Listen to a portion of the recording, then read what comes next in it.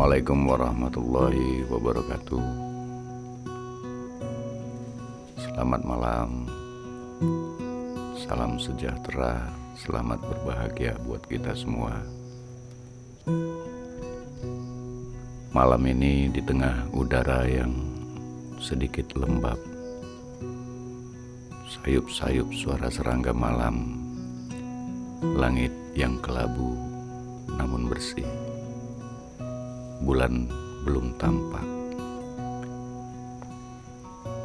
Pohon-pohon diam seperti menyimpan rahasia. Perkenankan aku mendatangimu kembali. Untukmu yang saat ini sedang dihantam kesedihan karena apa yang kau perjuangkan belum lagi menunjukkan hasil yang kau harapkan.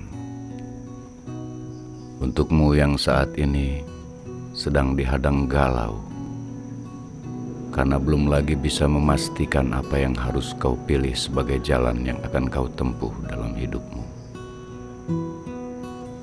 Untukmu yang saat ini sedang merasa sia-sia karena seluruh pemberianmu tak juga menemukan tangan yang bersedia menampa. Untukmu yang saat ini barangkali sedang terisak di dalam kamar atau di dalam batinmu sendiri, karena setelah berkali-kali kau mengharap tapi kau belum mendapat. Untukmu yang saat ini sedang merasa dihajar kesepian karena tiba-tiba teman-teman yang biasa mengiringi langkahmu satu persatu meninggalkanmu, dan kau belum punya keberanian untuk memilih menempuh jalan itu sendiri atau berpaling dan mengikuti yang lain. Untukmu yang saat ini sedang sangat ingin berbahagia, tapi kamu tidak tahu bagaimana cara berbahagia. Untukmu yang saat ini menganggap bahwa bahagia adalah sesuatu yang terlalu sulit, karena semakin hari kau melihat hidup, semakin punya kriteria-kriteria yang sulit kau jangkau untuk berbahagia. Maka perkenankan aku menemani dan mengunjungimu. Teman-teman semua yang saya sayangi, dalam kesempatan ini saya akan membacakan sebuah sajak dari seorang penyair Peru, Cesar Vallejo, salah seorang penyair yang sering disebut menulis dengan kelaparan, seorang yang hidup menggelandang di jalanan, seorang yang terbuang dari kampung halamannya, dari negerinya, dari bangsanya. Seorang yang tak punya tempat untuk kembali dan tak punya arah untuk dituju.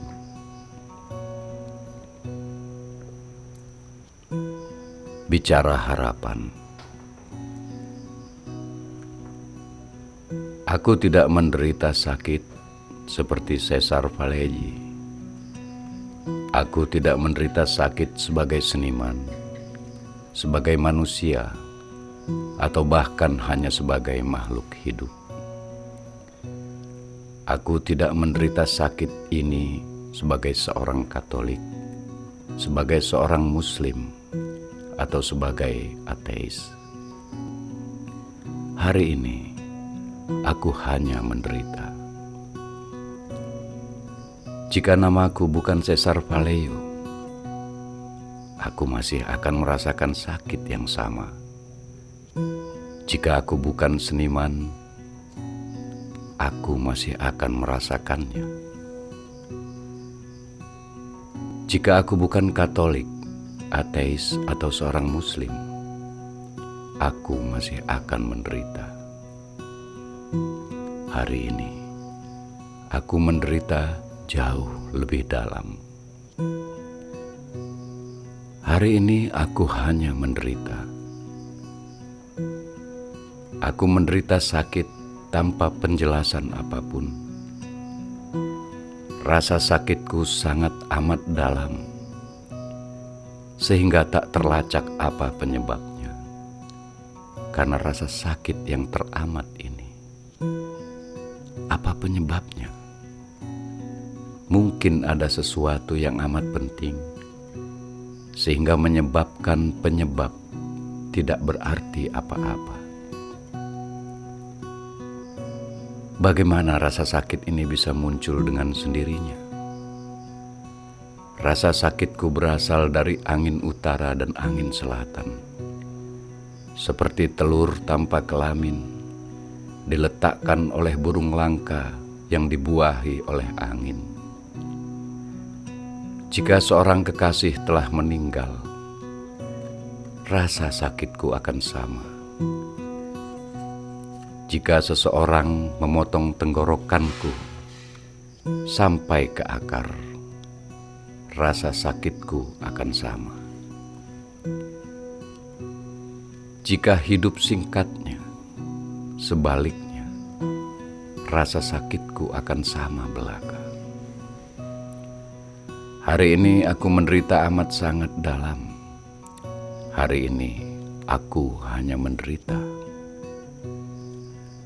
Aku melihat rasa sakit orang yang kelaparan, dan aku tahu bahwa rasa lapar mereka jauh melampaui rasa penderitaanku, sehingga aku bisa terus berpuasa sampai mati. Dan setidaknya satu mata rumput akan muncul dari kuburanku. Sama halnya dengan seorang kekasih, berapa banyak yang diaduk adalah darah mereka dibandingkan denganku, yang tidak memiliki sumber dan tak berguna. Aku percaya sampai sekarang bahwa semua hal di alam semesta tidak dapat dielakkan. Ialah orang tua atau anak-anak. Tetapi lihatlah, penderitaanku hari ini bukanlah seorang ayah atau seorang anak laki-laki. Dia kembali pada malam hari, sebanyak dia meninggalkan peti pada fajar, dan jika mereka menempatkannya di ruangan gelap, dia tidak akan memberikan cahaya, dan jika mereka menempatkannya di ruangan yang terang, dia tidak akan membuat bayangan. Hari ini aku menderita apapun yang terjadi. Hari ini aku hanya menderita. Demikian puisi yang ditulis oleh Caesar Vallejo, sebuah puisi yang mengutip kata-kata Boris Pasternak, sepahit kacang kapri. Puisi yang di permukaannya terasa pahit dan makin pahit di intinya. Tidak satu kata pun yang membuat kita bisa sedikit lega ketika membacakan baris-baris puisi itu. Tetapi apakah dengan demikian kita bisa mengatakan bahwa Caesar Vallejo menyerah? Bahwa Caesar Vallejo merasa sia-sia apa yang sudah dilakukannya? Saya kira tidak. Mari kita bayangkan seorang laki-laki yang sudah semakin tua, hidup menggelandang di kota-kota besar di Eropa, di Paris, bahkan di kampung halamannya sendiri. Seorang laki-laki yang tidak punya tempat untuk kembali, tidak punya rumah untuk dihuni, tidak ada anak-anak untuk dipeluk dan dibelai, dan juga tidak ada yang akan memeluk dan membelainya. Seorang yang tidak tahu besok akan makan apa.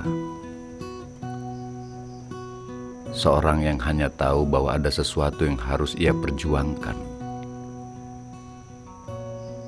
Dan satu-satunya yang ia percayai adalah bahwa seharusnya setiap manusia bisa berbahagia. bahwa seharusnya kebahagiaan bukanlah barang mewah yang hanya bisa dimiliki oleh orang-orang yang punya modal, oleh orang-orang yang punya kekayaan.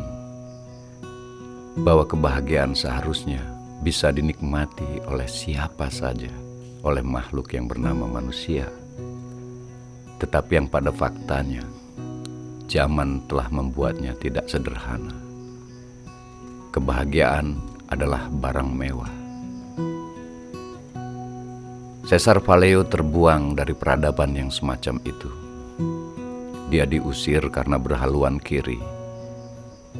Dia dinistakan dan tidak dianggap karena dia tidak punya sesuatu yang bisa membuatnya dipandang berkuasa, berharga. Tapi apakah Caesar Valeo kemudian menyerah? Sekali lagi, tidak. Dalam puisi yang barusan kita simak, satu baris dia mengatakan, bahkan kalaupun aku mati, setidaknya di atas kuburku akan tumbuh sebatang rumput. Inilah sebentuk harapan yang masih dirawatnya. Setiap orang masih bisa merawat harapannya. Ketika memang ada banyak hal yang memungkinkan dia punya harapan. Ada teman, ada keluarga, ada sahabat-sahabat yang menguatkan, ada semacam harapan dan cita-cita yang bisa menjanjikan masa depan yang lebih baik. Tetapi apakah seseorang masih bisa punya harapan, masih punya visi terhadap hidup ini, ketika semua itu tidak ada padanya? Ketika tidak ada teman yang menemani, jangankan menemani, bahkan yang mau mendengarkan kata-katanya. Ketika tidak ada tempat untuk dia pulang, ketika dia lelah atau merasa sakit, satu-satunya tempat kembali baginya adalah jalanan. Apakah kita masih bisa merawat sebentuk harapan dalam keadaan hidup yang seperti itu? Caesar Valeo telah membuktikannya bahwa dia tidak pernah kehilangan visinya terhadap hidupnya, apapun penderitaan yang dia alami. Hari ini kita begitu gampang menyalahkan siapapun ketika kita menderita. Seorang kekasih menyalahkan kekasihnya ketika dia berduka. Seorang pencinta menyalahkan yang dicintai ketika apa yang diharapkannya tidak diperoleh. Seorang teman menyalahkan sahabatnya ketika apa yang diharapkannya tidak didapatkan. Kita bisa menyalahkan siapa saja. Kita bisa menyalahkan sejarah, masa lalu, menyalahkan masyarakat kita, menyalahkan keluarga, menyalahkan kelahiran, bahkan menyalahkan Tuhan atas penderitaan yang kita hadapi. Tetapi Caesar Valeo memberitahu kita, tidak ada yang perlu disalahkan. Bahwa apakah aku seorang Katolik, Muslim, atau seorang ateis, aku akan tetap menderita sebagaimana manusia harus menderita. Caesar Valeo begitu memahami bahwa penderitaan seakan-akan menjadi karakter hidup itu sendiri. Tidak peduli apapun bangsamu, rasmu, ideologimu, keyakinanmu, penderitaan akan mendatangimu. Caesar Valeo menerima fakta itu dan dia tidak menyerah. Dia tetap mengatakan, setidaknya kalaupun aku mati, ada sebatang rumput tumbuh di atas kuburku. Ia adalah seorang yang telah hidup dengan sepenuh-penuhnya. Dan karena itu, dia tidak takut menghadapi kematiannya. Bahkan di puisinya yang lain, yang berjudul Batu Hitam di Atas Batu Putih, ia telah meramalkan bagaimana kematiannya yang mengenaskan itu. Di sebuah musim gugur pada hari Kamis di Paris. Dan yang menjadi saksi kematiannya hanyalah belikat yang linu, hujan, dan jalanan. Tidak seorang pun yang menghiraukannya.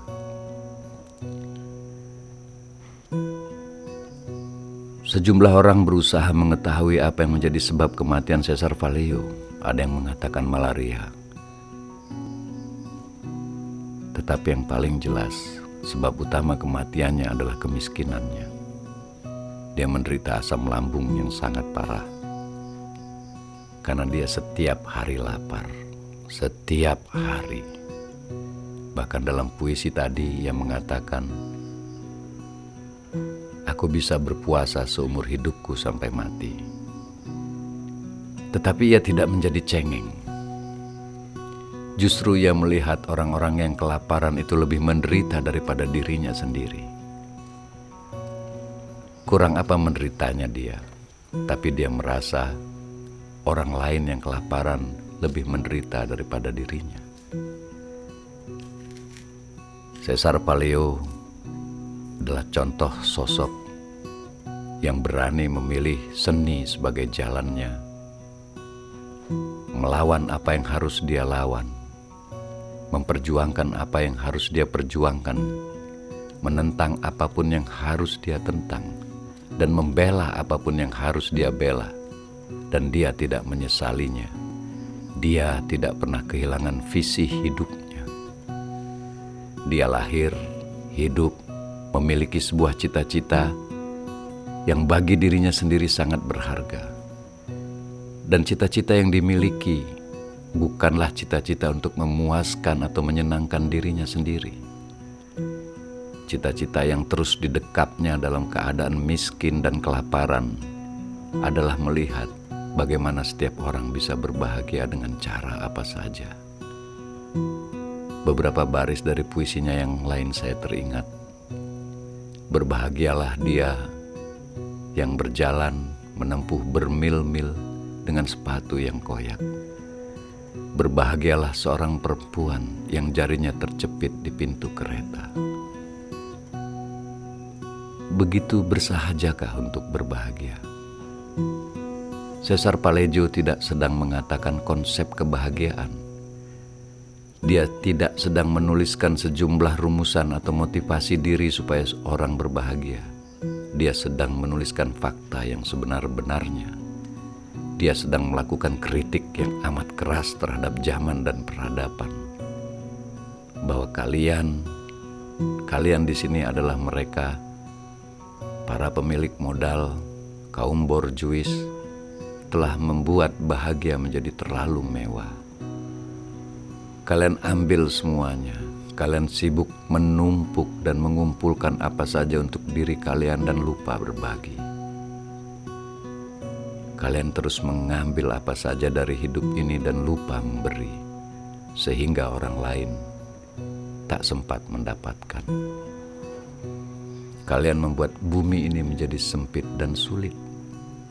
Karena itu Caesar Vallejo menulis, berbahagialah dia, seorang perempuan yang jarinya terjepit di pintu kereta.